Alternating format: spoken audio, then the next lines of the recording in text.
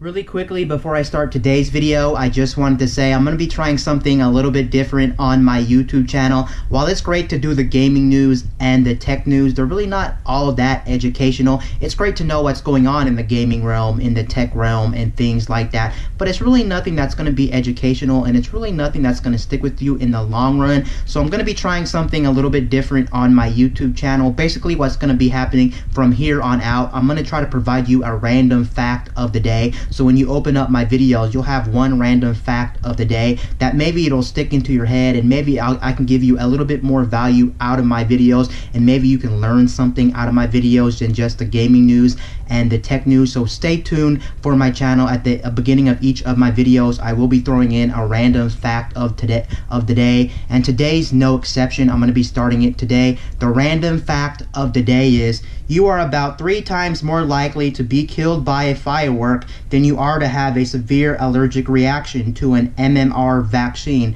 Now, when it comes to Nintendo has been known to crack down on things like emulation and ROMs. They really don't like people distributing ROMs and emulators for Nintendo stuff, and they have every right to do it because they do own those properties. So they own the games. They don't necessarily own the emulators that play the games, but they own the ROMs. They do own the games that are being distributed. They do hold the license to those games. And you know, when it comes to the Internet of Things, a lot of people distribute these ROMs and these emulators. If you remember a story a couple of months ago, there was actually a website called LoveROMs, and LoveROMs was actually a website that was distributing illegal ROMs and illegal emulators of Nintendo IPs and Nintendo games, and Nintendo cracked down on this. They cracked down on this in the past, but this is the first time in quite some time where Nintendo actually started cracking down on different websites, and the first victim was LoveROMs. They decided to sue LoveROMs, and we really didn't hear anything else after they decided to sue LoveROMs. They decided to take them to court, but we never really found the outcome of that situation.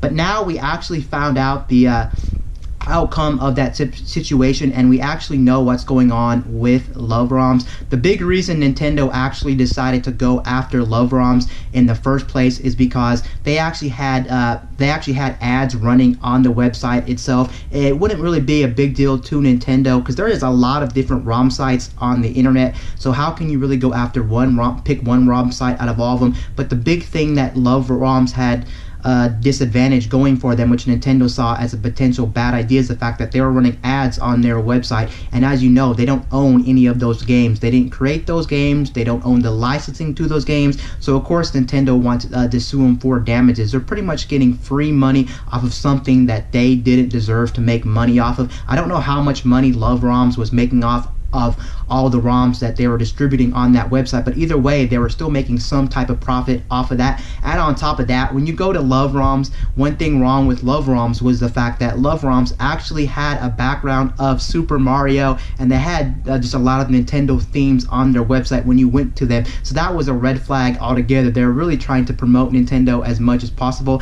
and while that is a good thing for Nintendo that they can get more publicity there, it's a bad thing because they don't own any of the rights to any of the IPs of Nintendo. They just really don't own anything of Nintendo. So Nintendo decided to crack down on them, and they were the first victim when it comes to these ROMs and emulator sites. And we finally have the outcome. The outcome is, it looks like LoveROM's website on the internet has to pay $12 million in damages to Nintendo, and that is a lot of money. Let me tell you, a freaking lot of money to have to pay to Nintendo for distributing these illegal ROMs and illegal things to Nintendo. Does this LoveROM site actually have a lot of money? Do they actually have the $12 million of worth of damages they have to pay to Nintendo? I'm not quite sure if they have that much money in the bank, but either way they have to pay for damages. Maybe if LoveROMs wasn't promoting Nintendo on their website so heavily, maybe if they weren't trying to bank off of them with ads and things like that, maybe Nintendo would have picked another culprit when it comes to these ROMs and emulators, because there was quite a few many different websites on the internet who are doing the same thing as LoveROMs. One other thing that LoveROMs had going against them is the fact they were a US based company. They were actually based out of Arizona, so they had the website going. They were based out of Arizona, and that's actually a bad thing, because if you know anything about suing, Nintendo had an easier time suing LoveROMs compared to if they were out of the country.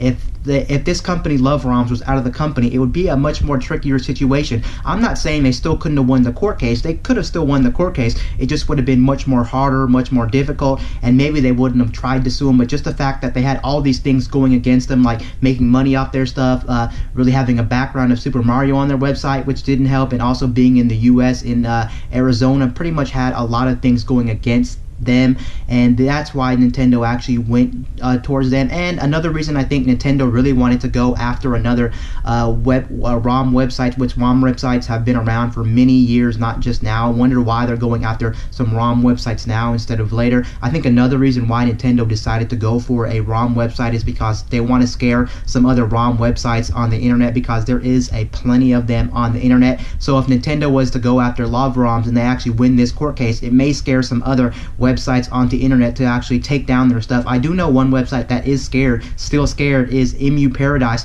Emu Paradise is another website like Love ROMs that goes around distributing stuff like emulators for games, ROMs for games, and they did have Nintendo ROMs up to actually download for different emulators, and now they're quite scared Nintendo might go after them too. So just by suing somebody, winning the court case on top of that really does scare some companies out there. Will there still be ROMs and emulators on the internet? Heck, by all means, there'll still be ROMs and emulators on the internet. There are just way too many ROM and emulator sites on the internet, and let's be honest here, there's a lot of people out there who probably already backed up the whole NES, SNES, N64, Game Boy collections all to a hard drive. So if another company or another person wanted to start up a website and distribute these ROMs all around, they can easily do that. And on top of that, even if Nintendo tried to go after all these websites and they successfully shut down all these websites, they're not going to be stopping things like VPNs. You can use VPNs, or you can use, what's the other one, those torrent websites, or you can use those torrents like BitTorrent, uTorrent, and things like that. So there's really no way to stop this. They just want to try to claim some damages. What they were doing was very illegal. What they were doing was very wrong, and yes, Nintendo has every right to do it. Some say Nintendo shouldn't have gone after them, because really, what's the point of going after some of these websites? I know they don't want people actually downloading these games. That's pretty much the main reason why Nintendo went after them. They don't want people illegally downloading Nintendo games. They want people to pay for these Nintendo games. But you have to realize one thing as well. Some of these old Nintendo games, there's no way to buy anymore. Yes, you can say last generation with the 3DS and Wii U, you can still buy those games on Virtual Console, but those consoles are kind of a thing of the past. 3DS is still relevant, but the Wii U died long ago. And when it comes to the Nintendo Switch, there's really no way to buy games on a game-to-game basis when it comes to the Nintendo Switch. You're pretty much stuck with the Nintendo Switch's online service, and even though the Nintendo Switch's online service is great and all, you still can't buy games on a game-to-game basis. But I guess since they do have the whole free games on the online service, one of the incentives is you buy it, you buy the online service from Nintendo, and then you get to play these free NES games with your online subscription. And if people are buying these, if people are illegally downloading these games to play on emulators, even old NES games, then why would people want to subscribe to the Nintendo online service? Be like, well, I already own these NES games. I just got these off of some random website on the internet, and I'm actually playing these games. So they just want to make sure no one's trying to illegally download their stuff. But it also doesn't really help Nintendo as well, because Nintendo's really not making too much bank off of these old NES games and old retro games in the first place. So why would Nintendo really want to go after these things? It's not like they're making money off these anymore. They're really not making all that much money off of these old Nintendo games. It's pretty much everyone who was going to download these games in the first place are really not going to be buying these games in the first place. A lot of these games are just too expensive to buy, and the other problem with some of these games that are just too expensive to buy as well, you can't actually buy them on the let's say the Virtual Console, whether you're talking about the Wii U or the 3DS. If you still own one of those consoles, a lot of these games you just can't buy. It's kind of Nintendo's fault too for not having all the games up on the Virtual Console when it comes to the Wii U and the 3DS. So how can you actually obtain these games, and how can you buy them legally when retro game prices are going up in price? And some people just want to demo a game before they buy a game. So there's a lot of use cases for emulation, not just to illegally download a game and play the game fully. Maybe you want to test the game out before you buy a game. Maybe it's not up on the Virtual Console, so you have no other way to access it. Maybe the copies are just hard to find or rare to find. So there's a number of reasons why why you may want to go with emulation. But yeah, it looks like Nintendo won this case. Actually, there is one thing I did want to talk about in this video regarding Love ROMs. If you go to Love ROMs right now, the website is actually not up, and there is actually a statement up from Love ROMs explaining this whole situation. Let's go to the Love ROMs website, and I'm going to read exactly word for word what the Love ROMs website has up right now pertaining to this whole situation. LoveROMs.com is still up, but when you click on the actual website link, you're taken to a page that pretty much explains this whole situation. Apology to Nintendo. So they have written an apology to Nintendo.